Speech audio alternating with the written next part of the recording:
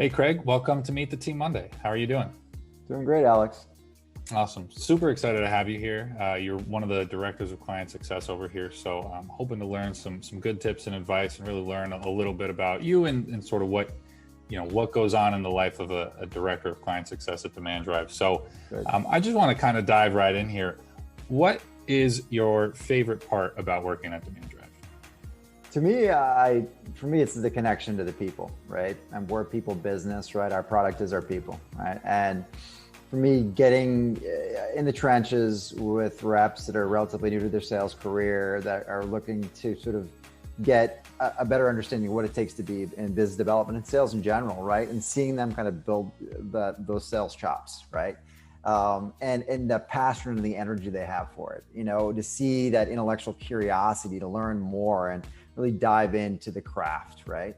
And to know that no matter what, right, independent of whether or not they stay in business development or if they choose to go elsewhere, it's a skill that you can always take no matter where you go and whatever role you're in, because you're always selling yourself in some capacity, right? And frankly, I think the best sales reps I've ever worked around are the ones that started in a business development role, been hung up on 100 times, been told to stop bothering me type of conversations. And then that's pretty common. So, it just builds up to resilience, and I think it's something, especially as a salesperson or wherever you go in your career, it's always a healthy trait to have. 100%. Yeah, I love that. I was just talking to one of the newer reps the other day about it's just not a normal amount of rejection that like your everyday person would have to deal with, but going through that, making all the dials and nobody picks up and all that's definitely helps you in the long run. It's kind of like you got to learn through the journey, through that process that everything will be okay. You'll be fine. Absolutely. Awesome. So one of the things, Craig, you do for us is you manage, some of our larger client teams and client programs here. So I'd love to pick your brain just a little bit if you had maybe one or two pieces of advice for how you make the most of managing some of these larger, maybe, double-digit SDR teams that you deal with. Yeah, well, I think one thing, for newer managers, they're trying to hire or trying to oversee a larger team. It's like you can't be all things to all people. You can't be everywhere at once, right? And to know with that, right, there's so much talent and intelligence on the team itself, and really redeploying the team in a way that they can coach and manage each other, right? Right. And that, I think, to me, is one of the biggest things that I've learned, right? There's so much like, hey, if someone has a particular idea, let's push that to the forefront, right? Like, let's make any idea is not a bad idea, right? We all can work to try to iterate, and it's consistent iteration, especially what we do with BDR.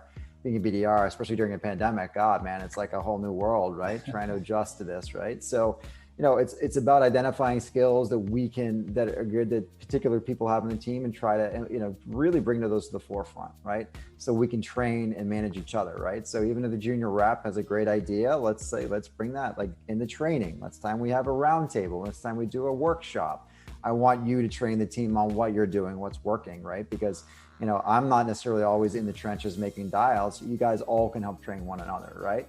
That, and then also creating even smaller groups within these larger teams, right? Like we call them buddy groups, but like, listen, someone might be a bit afraid to offer an idea or ask a question in a larger setting.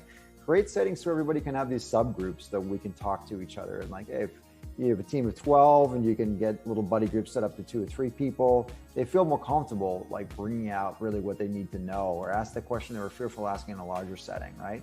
There, I think you can also create some more camaraderie, so that they can build up the confidence to eventually talk to a team of 12 people ultimately, right? So I think those are kind of the main things I've learned, especially where we're all remote in the pandemic. And I know I say this all the time, Alex, but no one really learns through osmosis anymore. We have to be we have to manufacture, that kind of environment through virtual meetings and workshops where everybody's like over communicating to a degree. Mm-hmm. Yeah, no, that's a good point. And really, it sounds like that boils down to 2 great strategies for really enabling your SDRs, right? And making sure that they feel comfortable moving forward, right? Progressing their career. Because ultimately, right, that's what it's all about for these guys. Right. You start as an SDR and you want to go somewhere. So that's awesome that you have different ways to really let them take advantage of the situation, I guess. Yeah. Last question for you. I don't want to keep it all work all the time. That's no fun. So talk to me a little bit about your relationship with yoga. Probably discovered, I was aware of yoga. I went to studios, dipped my toe in the water, probably, 15, 20 years ago. and was like, God, I kind of into it, right? I was running when I was in high school. I would run all the time, and I had a little track coach, right? I had a bad back. And he would get mad at us if we didn't spend time stretching after a run, right? So, he would make it a point to say, all right, you need to stretch for half an hour. Even if you ran for 2 miles, I want you stretching for half an hour, at minimum, every time. So like, I began to get like, I don't know, it was almost like euphoric feeling after I stretched for an extended period of time. And I was like, well, I just found my way to like, this could be something I really enjoy doing. So every run I used to make it, especially in my 20s, I would go for a run and make a point to go run, stretch afterwards and follow kind of the methodology and the philosophy behind what my old track coach with a bad back suggested all the time, right? And then as I got older, I'm like, running, my hip was bothering me, little shin splints everywhere once in a while. Yoga became something that I found my way to, right? Both kind of spiritual and sort of a physical practice, right? And kind of thanks to my old coach, because stretching was something I always found like, I really enjoyed doing. It was kind of that euphoric feeling with stretch.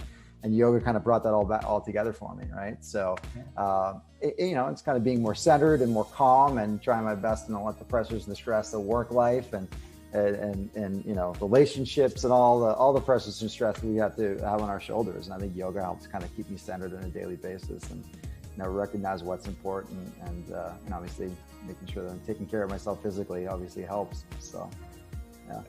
That's awesome. I love to hear that.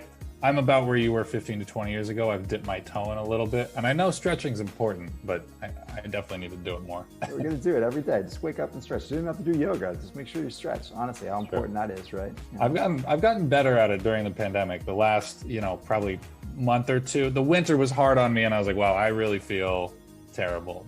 So I've gotten better. It doesn't take long, 10, 15 minutes, once or twice a day. Get a little stretching. Nothing wrong with that at all, man. It's good. It's good. One day you'll join me, Alex. Maybe we'll start our own yoga studio. There we go. That's the dream. Love it, Craig. Thank you so much for coming on to Meet the Team Monday, and I'll speak with you soon.